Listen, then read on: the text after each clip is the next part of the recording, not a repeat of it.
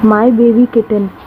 I hope कि story आपको पसंद आए। तो आइए हम स्टोरी में आगे बढ़ते हैं। युंगी कोई एक्सप्रेशन ही नहीं देता, जबकि वो तयंग के साथ कहीं भी बाहर जाता था तो वो बहुत एक्साइटेड हो जाता था। अब ऐसा कुछ ना था। युंगी पता नहीं कहाँ खो गया था और वो बस तयंग के पीछे पीछे चुपचाप चला जा रहा था। तयंग उससे बात करने की कोशिश कर रहा था, बट युंगी उसकी कोई बात का जवाब ही नहीं दे रहा था। तयंग रुक जाता है और युंगी का हाथ पकड़ के उससे पूछता है, क्या हुआ? तुम मुझे खुश नहीं लग रहे। क्या हुआ है? तुम मुझे बता सकते हो? मुझे बताओ, तुम किस बारे में सोच रहे हो? तुम्हें क्या हुआ है? कहीं तुम्हें कुछ अंकल ने? युंगी उसकी तरफ देखने लगता है। तयंग कहता है, क्या हुआ? तुम ऐसे बिहेव क्यों कर रहे हो? मुझे बता सकते हो? युंगी कहता है, मुझे जिमिन की याद आ रही है, मुझे उससे मिलना है।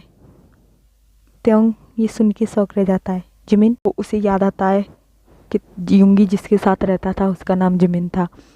वो कहता है, किसी दिन मैं तुझे मिलाने के लिए ले चलूँगा। नहीं हयोंग, मुझे उसके पास जाना है, मुझे उसकी बहुत याद आ रही है। सुन के तयंग शौक रह जाता है। क्या तुम मॉम डैड के साथ नहीं रहना चाहते? क्या तुम हमें इतनी जल्दी भूल गए कि अब तुम्हें बस जिमिन ही दिखाई दे रहा है? युंगी की आंखों में टीयर्स आ जाते हैं और वो तयंग से कहता है, नहीं हयोंग, ऐसी बात नहीं है, पर मुझे भी नहीं समझ आ रहा कि मेरे साथ क्या हो रहा है। मुझे बस जिमिन की याद आ रही है, वो मुझे हर जगह दिखाई देता है। मैं उसे ना देखूं तो मैं बेचैन हो जाता हूँ। अब उसके बिना मुझे कुछ अच्छा नहीं लग रहा। मैं क्या करूँ? युंगी ये रोते रोते तयंग से कहता है। तयंग कुछ देर चुप रहता है और फिर कहता है, कहीं तुम्हें उससे, और चुप हो जाता है। युंगी उसकी तरफ देखता है और तयंग से पूछता है, हयोंग, आप क्या कहना चाहते हो? तयंग कहता है, कुछ नहीं, हम चलते हैं, हमें बहुत लेट हो चुका है, मॉम डैड हमारी राह देख रहे होंगे। तभी युंगी तयंग का हाथ पकड़ लेता है। नहीं हयोंग, आप कुछ कह रहे थे, मुझे बताओ, आप क्या कहना चाहते हो? तयंग फिर युंगी से कहता है, कहीं तुम्हें उससे प्यार तो नहीं हो गया? भाई प्यार? तो तयंग कहता है, हाँ प्यार। तभी तुम उसके ख्यालों में खोए रहते हो, बट तुम्हारे लिए ये सही नहीं। हम एक ह्यूमन नहीं है, तुम उस ह्यूमन से कैसे प्यार कर सकते हो? डैड कभी एक्सेप्ट नहीं करेंगे उसे, तुम भूल जाओ उसे। युंगी रोने लगता है और तयंग से कहता है, नहीं आयोंग, मैं उसे नहीं भूल सकता, मैं उसके साथ ही रहना चाहता हूँ, प्लीज़ आप कुछ कीजिए ना, डैड से कहिए। तयंग कहता है, बट डैड कभी उसे एक्सेप्ट नहीं करेंगे युंगी, हम नॉर्मल ह्यूमन नहीं है। तुम उसे बताओगे कि तुम उससे प्यार करते हो, और अगर उसने तुम्हें एक्सेप्ट नहीं किया तो तुम दोबारा उसके पास कभी नहीं जाओगे। युंगी वे कहता है, ठीक है हयोंग, मुझे पता है कि वो मुझे ज़रूर एक्सेप्ट करेगा।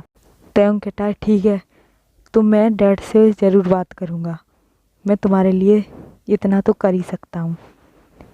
युंगी बहुत खुश हो जाता है और तयंग को हक कर लेता। ये सब कोई दूर से देख के बहुत ज़्यादा चल रहा था कि आंखें एकदम रेड हो चुकी थी और उसे इतना गुस्सा आ रहा था कि वो अभी सब कुछ तहस नहस कर दे।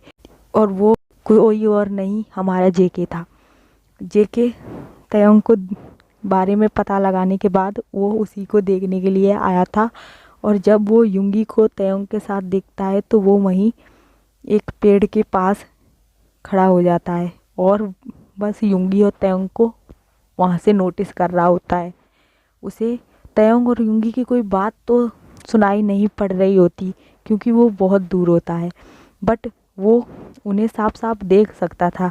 और वो तयंग और युंगी को एक दूसरे को हक करते हुए देख के गुस्से में आ जाता है और मन ही मन कह रहा था, बेबी बॉय, तुम सिर्फ मुझे बिलोंग करते हो, और तुम्हारे पास कोई आए, जो तुम्हारे पास आएगा मैं वो इस दुनिया से ही बाहर जाएगा, मैं उसे जिंदा नहीं छोड़ूंगा। ये कह के वो एक डेवल स्माइल करता है, युंगी को घूरते हुए कहता है, अब मैं तुम्हें हेल में भेज के रहूँगा, तुम मुझसे ज़्यादा दिनों तक नहीं बच सकते, तुमने गलत इंसान को चुन लिया, तुम्हें मेरे बेबी बॉय को हक नहीं करना चाहिए था। तुमने ये गलत कर दिया, मैं तुम्हें जान से मार डालूँगा। और ये कह के वो वहाँ से गुस्से में पैर पटक के अपने महल की तरफ लौट जाता है। अपने महल वापस पहुँचने पर सारे सामान को फेंकने लगता है। एक सर्वेंट उसके पास आता है। किंग क्या हुआ? बस इतनी कहने की देर थी, जंगकुक उसका गला पकड़ लेता है और उसे सीधे दीवार पे पिन करके उसके गले को दबाने लगता है। वो इतने गुस्से में था कि वो इतनी तेज उसके गले को दबाता है कि उसका गला, बड़े बड़े नेल्स उसके गले के आर पार हो जाते हैं और वो सर्वेंट वहीं पे मर जाता है। तभी जंगकुक का हयंग वहाँ आ जाता है और वो जंगकुक को उस सर्वेंट से अलग करता है और कहता है, क्या हुआ तुम्हें? तुम ऐसा बिहेव क्यों कर रहे हो? अभी तो तुम कितने खुश थे और अभी तुम्हें क्या हुआ? तुम ऐसा क्यों कर रहे हो? तुम अपने ही लोगों को क्यों मार रहे हो? जंगकुक अपने हयोंग को देख के सीधे उसके गले लग जाता है और उसकी आंखों से टीयर्स निकलने लगते हैं, बट वो टीयर्स ब्लड के टीयर्स होते हैं, वो नॉर्मल टीयर्स नहीं होते। जिसे देख के उसका हयोंग भी डर जाता है और वो पूछता है, क्या हुआ है तुम्हें? तुम ऐसा बिहेव क्यों कर रहे हो? मुझे बताओ, तुम्हारे साथ कुछ हुआ है? मुझे बताओ, मैं उसे जिंदा नहीं छोड़ूंगा जिसने तुम्हारे साथ कुछ करने की हिम्मत की। जंगकुक रोते रोते कहता है, मुझे वो चाहिए, मुझे वो चाहिए, किसी भी हालत में चाहिए। वो ऐसा कैसे कर सकता है? वो सिर्फ मुझे बिलोंग करता है और उसकी हिम्मत कैसे की कि वो किसी और को हक करे, किसी और को गले लगाए। मैं ऐसा होने नहीं दूंगा।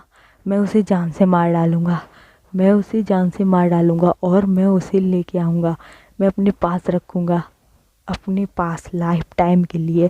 मैं उसे कहीं नहीं जाने दूंगा। और ये कह के जंगकुक वहाँ से चला जाता है। अदर साइड त्योंग और युंगी भी अपने मेंशन वापस लौट आए थे और त्योंग अपने फादर के पास जाता है और युंगी और जिमिन के बारे में सब कुछ अपने फादर को बता देता है। उसके फादर गुस्सा करते हैं।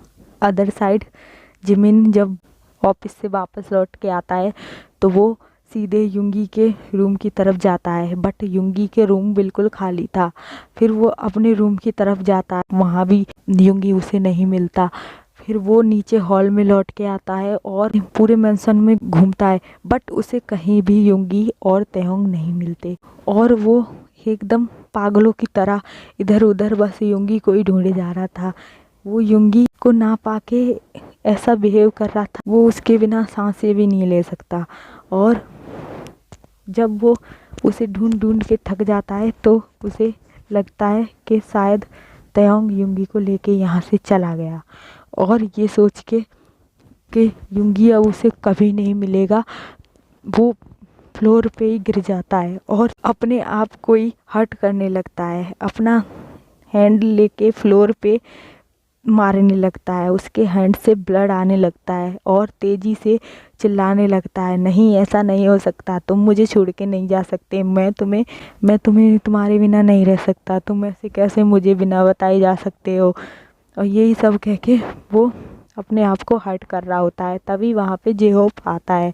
जेहोप ये देख के सीधे जिमिन के पास भाग के जाता है और उसे कहता है, क्या हुआ तुम्हें? तुम ऐसे बिहेव क्यों कर रहे हो? खड़े हो, ये क्या कर रहे हो? तुम्हारे हाथ से ब्लड आ रहा है और तुम ये सब क्या पागल वाली हरकतें कर रहे हो? खड़े हो। जिमिन क्या हो गया तुम्हें? जिमिन कोई जवाब नहीं देता, बस वो दोहराए जा रहा था कि तुम मुझे ऐसे चीट नहीं कर सकते, मैं तुम्हारे बिना नहीं रह सकता, तुम ऐसे क्यों मुझे बिना बताए जा सकते हो, यही सब दोहराए जा रहा होता है। बहुत समझाने की कोशिश करता है, बट जिमिन को तो किसी चीज़ का भी होश ना था, बस वो युंगी को दोबारा देखना चाहता था।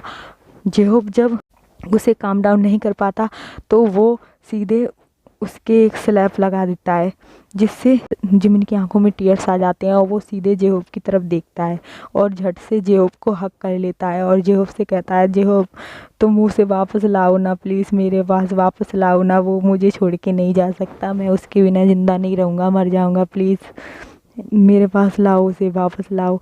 जेहोप कहता है, पहले तुम शांत हो जाओ, कौन तुम्हें छोड़ के चला गया? कौन, किसको मैं वापस लाऊं? मुझे बताओ तो सही, मैं तुम्हारे लिए कुछ भी कर सकता हूँ, मैं तुम्हारे लिए जान भी दे सकता हूँ, तुम मुझे एक बार बता के तो देखो, मैं तुम्हें जो चाहिए वो ला के दूंगा, बताओ। जिमिन रोते रोते उसे सब कुछ बताता है।